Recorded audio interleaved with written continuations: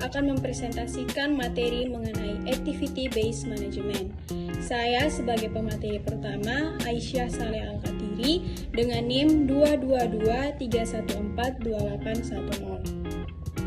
Activity Based Management atau ABM merupakan suatu metode pengelolaan aktivitas yang bertujuan untuk meningkatkan nilai atau value produk atau jasa untuk konsumen, meningkatkan daya saing, dan meningkatkan profitabilitas perusahaan. Penggunaan ABM akan memberikan manfaat bagi bisnis melalui perbaikan operasi, pengurangan biaya, atau penciptaan nilai bagi konsumen dengan mengidentifikasi sumber daya yang dikeluarkan untuk konsumen, produk, atau jasa. Selanjutnya, ABM operasional dan ABM strategis. Aplikasi ABM dapat dibedakan menjadi dua kategori, yaitu ABM operasional dan ABM strategis.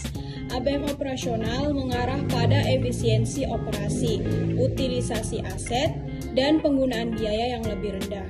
Fokusnya adalah mengerjakan sesuatu dengan benar dan melakukan aktivitas dengan cara yang lebih efisien. Untuk ABM strategis, mengarahkan manajemen untuk mendapatkan manfaat dari model biaya ABC melalui pengendalian biaya dan pembuatan keputusan untuk produk individual, layanan, dan konsumen. ABM strategis memberi petunjuk dalam pembuatan keputusan dalam hal berikut ini. Yang pertama, bauran produk dan penentuan harga. Yang kedua, hubungan dengan konsumen. Yang ketiga, hubungan dengan pemasok dan pemilihan pemasok. Dan yang keempat, pendesainan produk dan pengembangan produk. Materi selanjutnya, Activity Based Costing dan Activity Based Management. ABC atau Activity Based Costing telah lama dikenal dan merupakan suatu teknik untuk memahami biaya dan membatasi biaya dalam produk untuk konsumen. ABC sering disebut sebagai teknik untuk meningkatkan profitabilitas perusahaan. Oleh karena itu, yang pertama, manajemen akan mendapatkan pemahaman mendalam mengenai proses bisnisnya dan perilaku biaya dalam proses analisis ABC.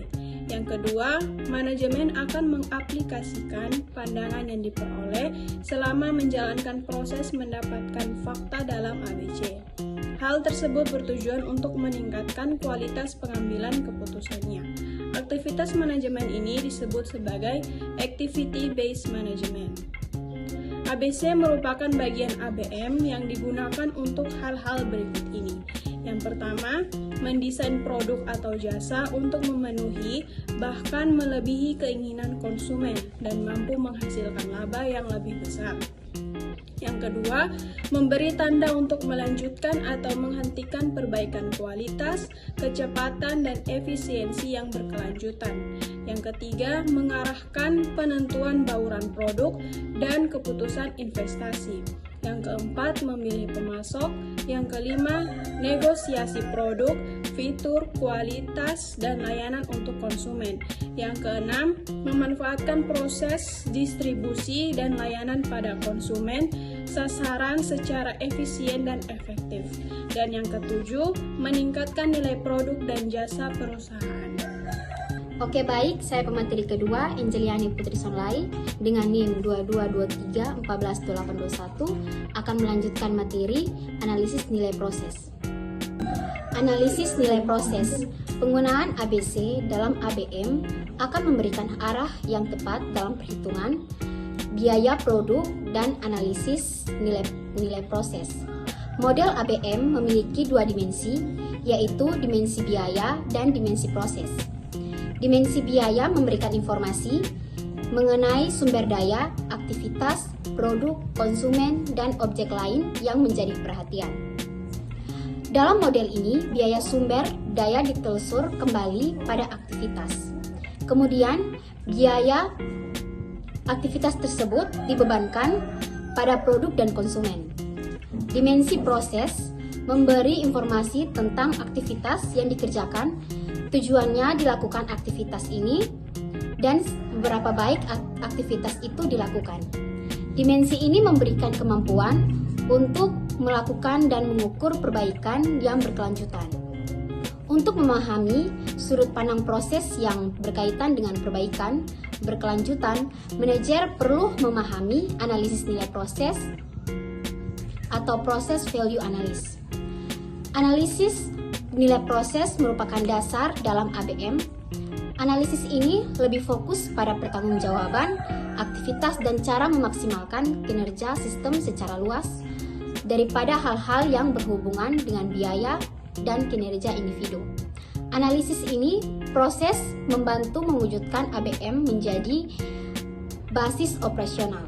Awalnya ABM hanyalah sebuah basis konsep.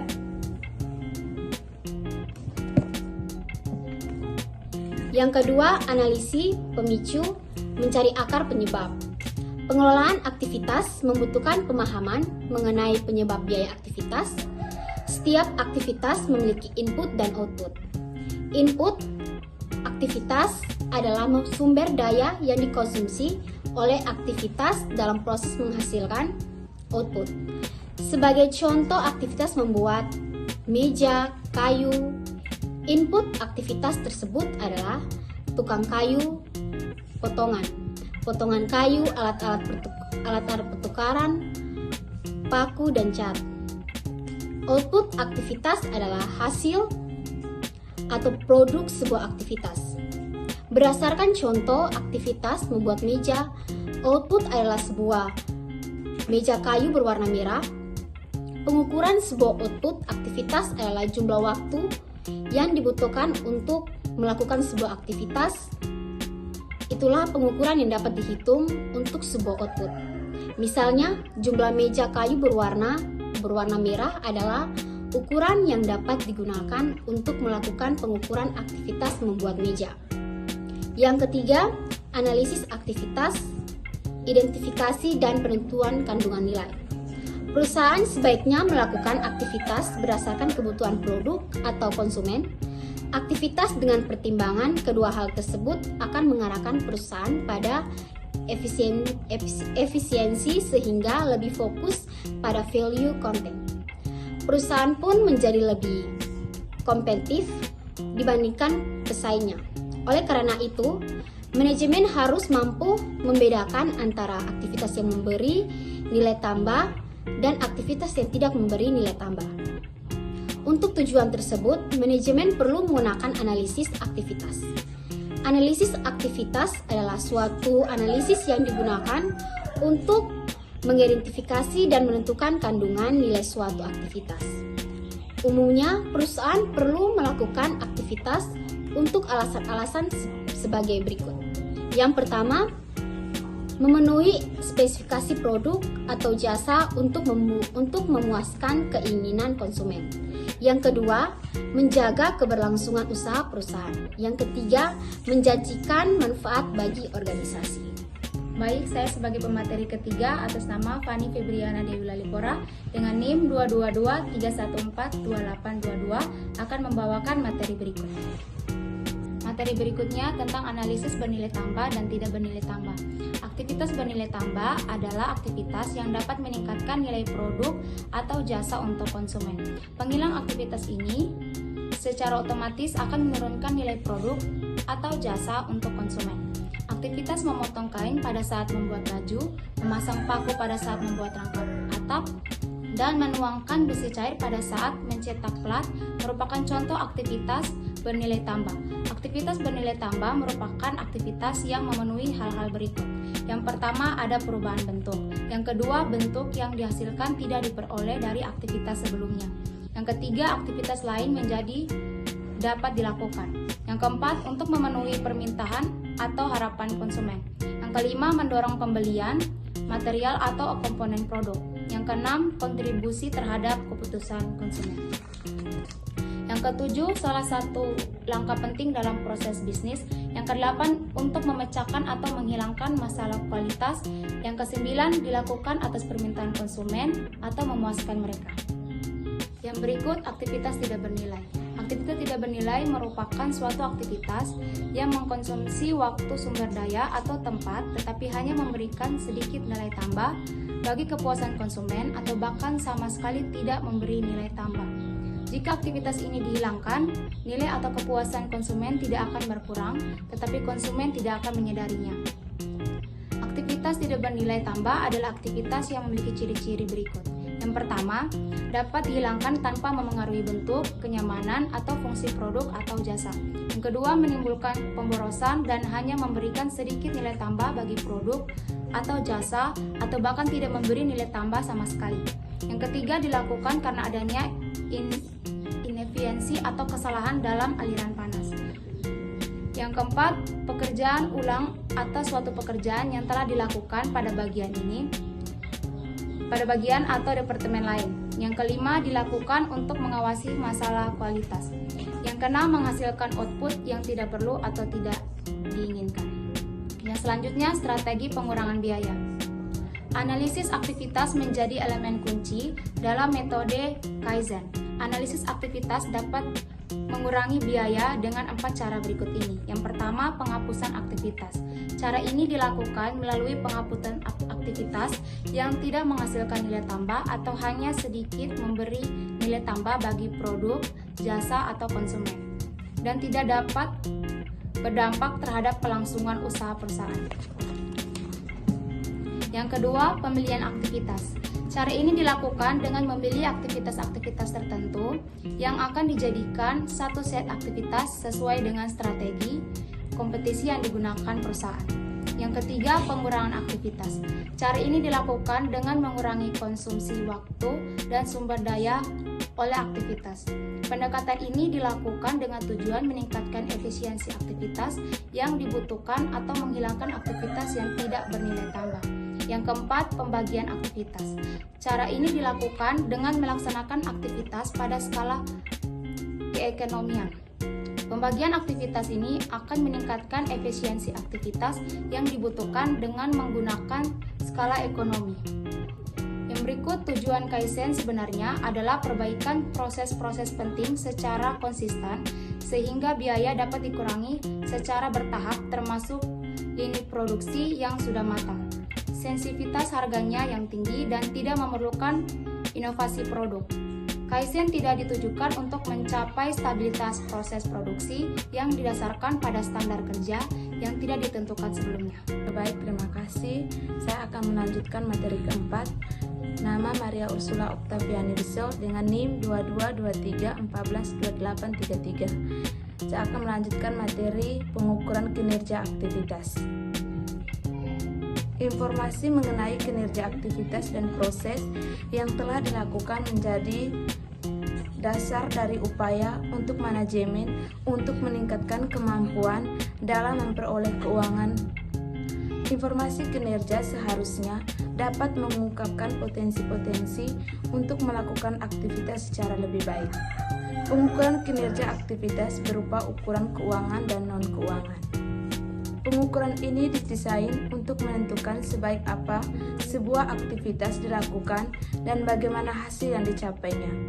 Selain itu juga didesain untuk pengungkapan jika terdapat perbaikan-perbaikan yang sudah direalisasikan secara konsisten. Pengukuran kinerja aktivitas berpusat pada 3 dimensi utama, yaitu efisiensi, kualitas, dan waktu. Laporan biaya bernilai tambah dan tidak bernilai tambah. Pengukuran biaya tidak bernilai tambah merupakan salah satu cara untuk meningkatkan efisiensi aktivitas. Sistem akuntansi perusahaan dapat membedakan antara biaya bernilai tambah dan tidak bernilai tambah. Untuk itu, diperlukan sistem yang dapat digunakan untuk mengidentifikasi, mengukur, dan melaporkan biaya yang bernilai tambah dan tidak bernilai tambah.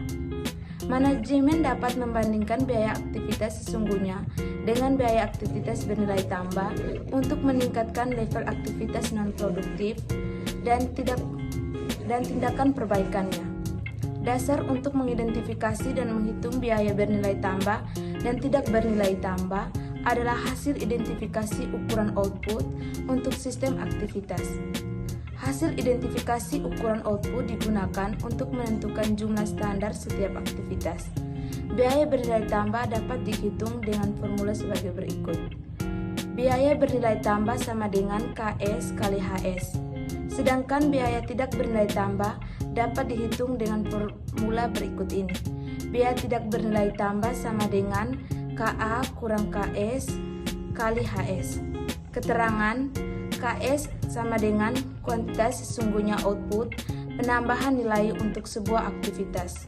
HS harga dasar per unit untuk ukuran output aktivitas.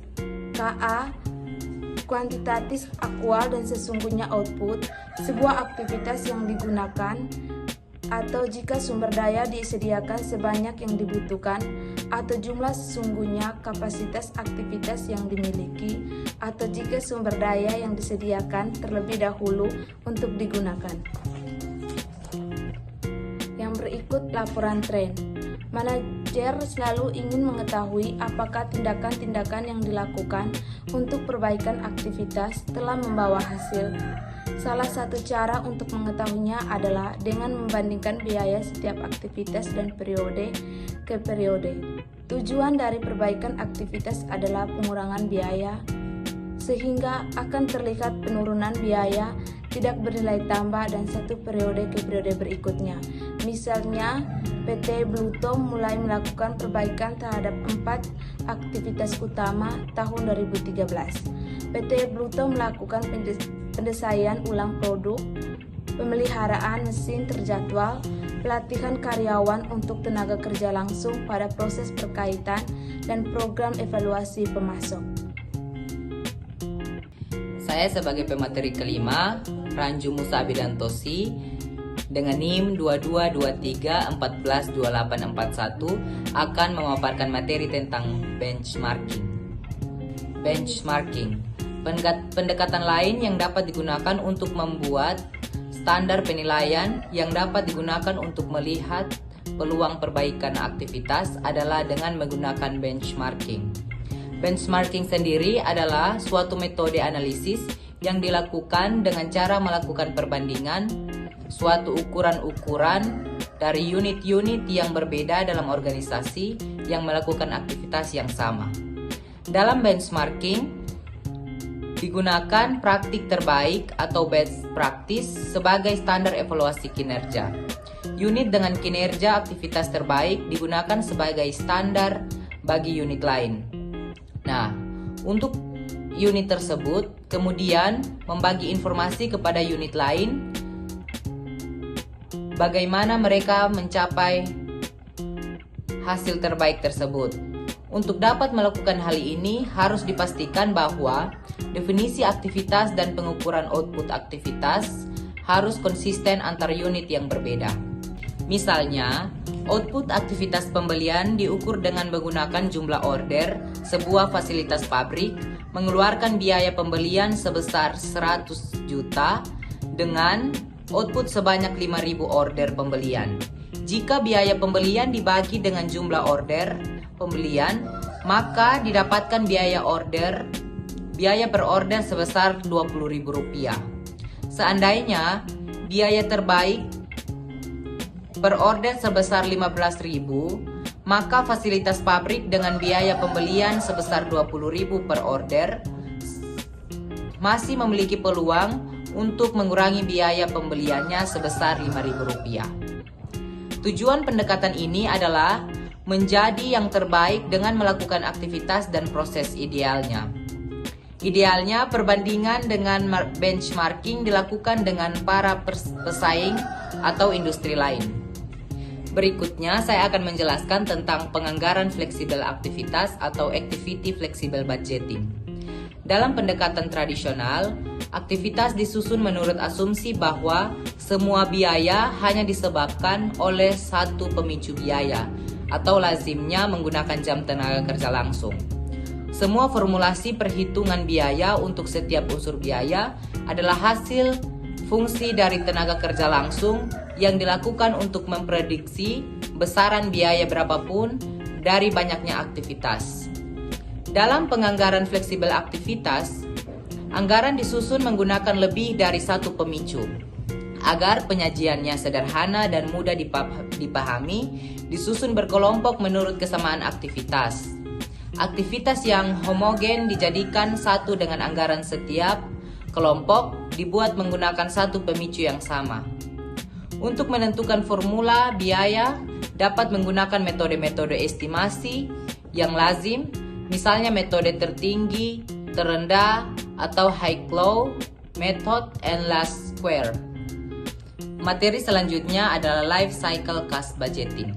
Siklus hidup produk atau produk life cycle secara sederhana adalah jangka waktu sejak sebuah produk dikonsepkan sampai dengan produk tersebut dihentikan.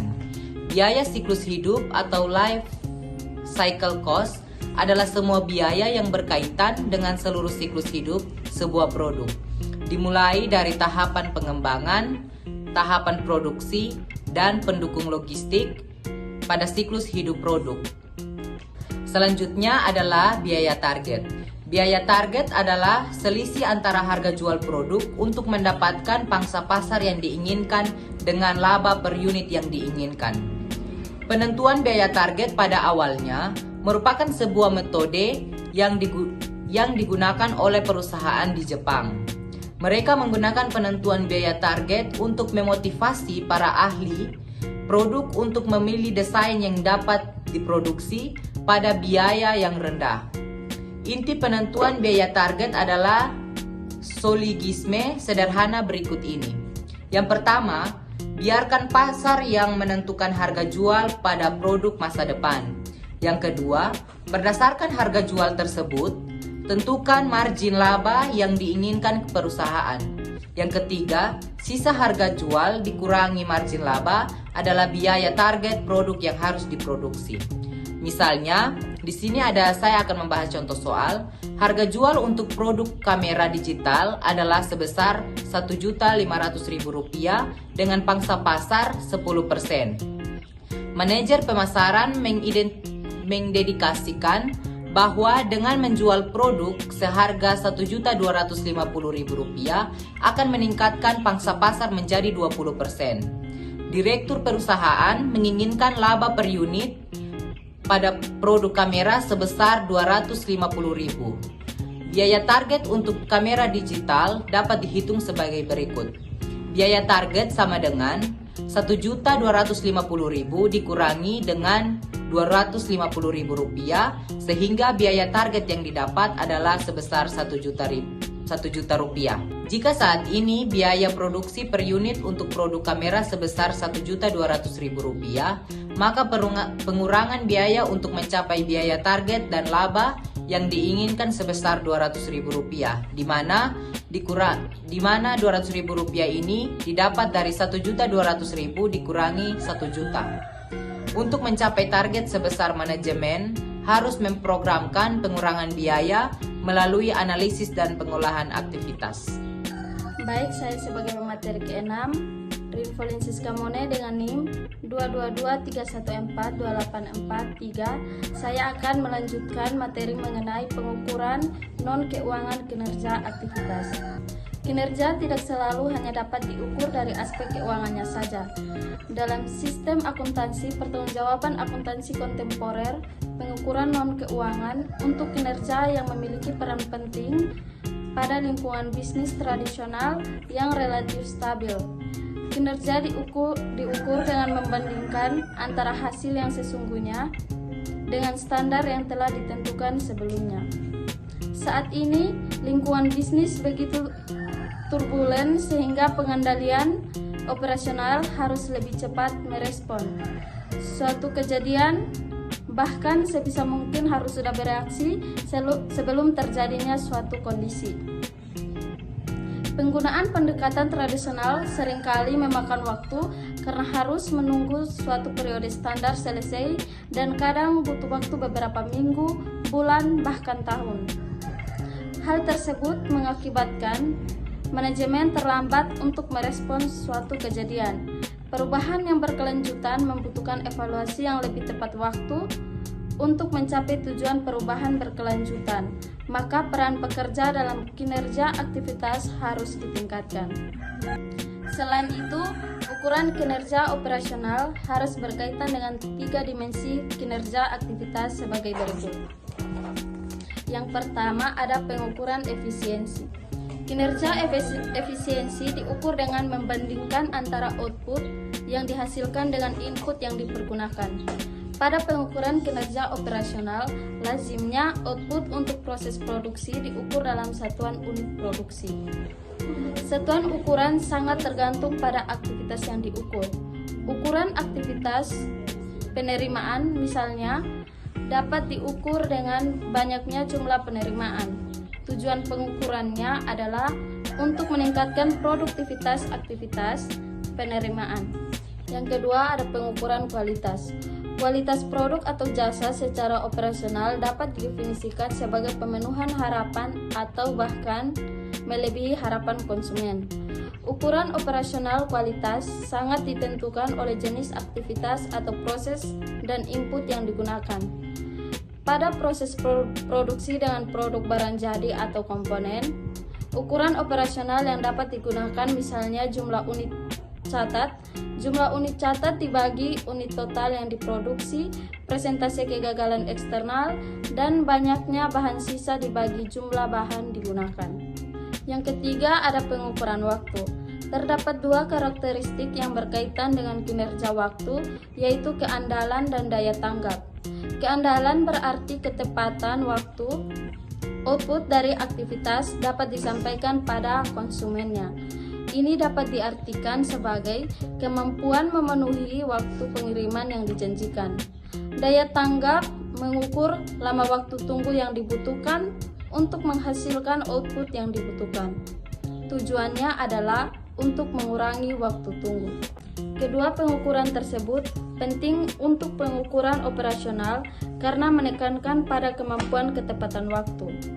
Untuk merangsang manajer operasional dalam mengurangi waktu siklus dan meningkatkan kecepatan, seringkali digunakan pemberian insentif. Salah satu cara untuk mencapai tujuan ini adalah dengan mengaitkan waktu siklus produksi dengan biaya produksi dan memberikan penghargaan kepada manajer operasional yang berhasil mengurangi biaya. Misalnya, biaya konversi di sebuah sel produksi dapat dibebankan ke produk dengan dasar banyaknya waktu yang dibutuhkan untuk melewati suatu sel produksi. Baik, selanjutnya saya Sarah Tawun sebagai pemateri ke-7 dengan NIM 2223142844 akan melanjutkan materi dengan menggunakan waktu produktif teoretis yang tersedia dalam satu kurun waktu atau dalam menit. Sebuah standar biaya yang bernilai tambah dapat ditentukan dengan rumus sebagai berikut. Biaya standar per menit sama dengan biaya konversi per sel per jumlah menit tersedia. Biaya konversi dapat dihitung dengan cara sebagai berikut.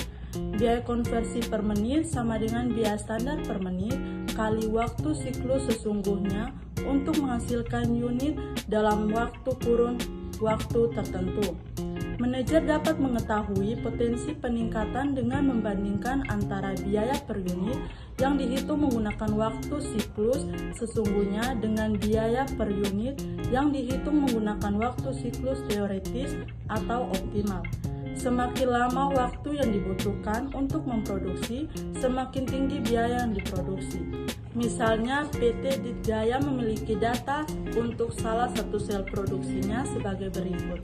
Kecepatan teoretis 10 unit per jam, menit produksi tersedia selama setahun 500.000 unit, biaya konversi per tahun 1 miliar, kecepatan sesungguhnya 6 unit per jam.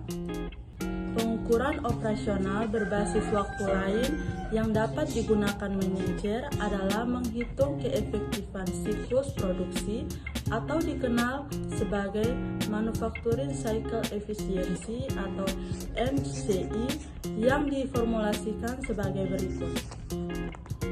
Peragat 7.2 Perhitungan biaya konversi.